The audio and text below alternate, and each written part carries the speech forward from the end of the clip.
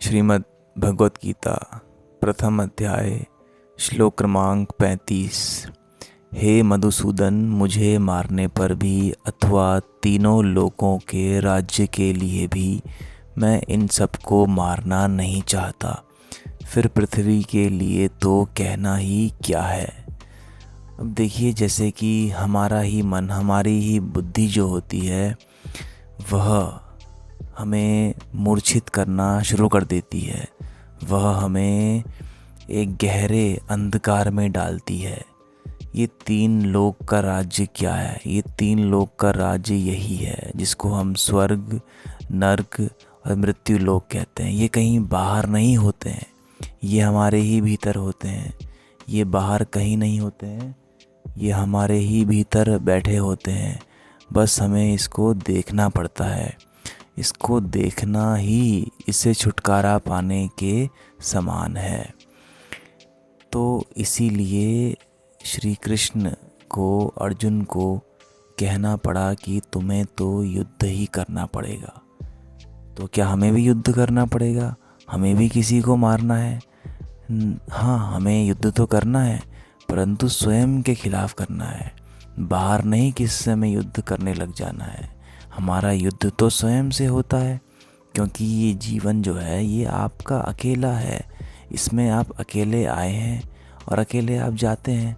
ये जानने वाले हमसे बार बार कह कर भी गए हैं, परंतु हम इसका गहरा अर्थ नहीं निकाल पाते हैं, क्योंकि हम गहराई में जाते ही नहीं हैं। हम तो मात्र ऊपर ऊपर ही तैरते रहते हैं।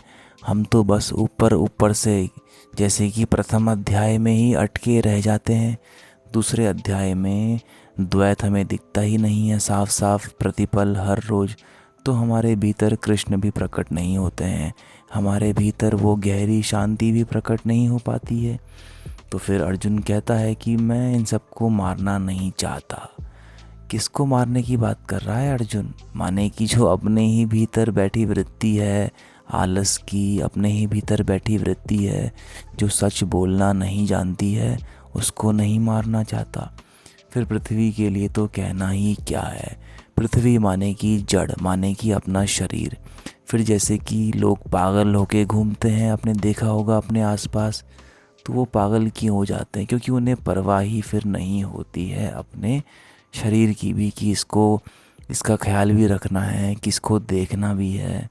तो वो कहीं ना कहीं उसी का एक सूचक है कि कैसे हम पहले अध्याय में ही अटके रह जाते हैं।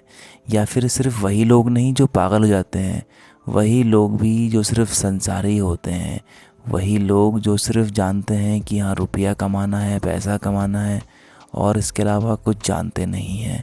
आंतरिक शांति के बारे में उन्हें कुछ पता नहीं होता है। जो परम शून्यता है उसका स्वाद नहीं लिया होता है। तो फिर वो कहते हैं कि इस पृथ्वी के लिए तो कहना ही क्या। फिर वो कहते हैं कि अब हमें तो शरीर से कोई मोह भी नहीं है। लेकिन वो ये जानते ही नहीं कि उनका जो मोह है वही तो एक बड़ा माया जाल है, जिसके कारण वह अपने ही भीतर बैठे श्री कृष्ण से नहीं मिल पा रहे हैं।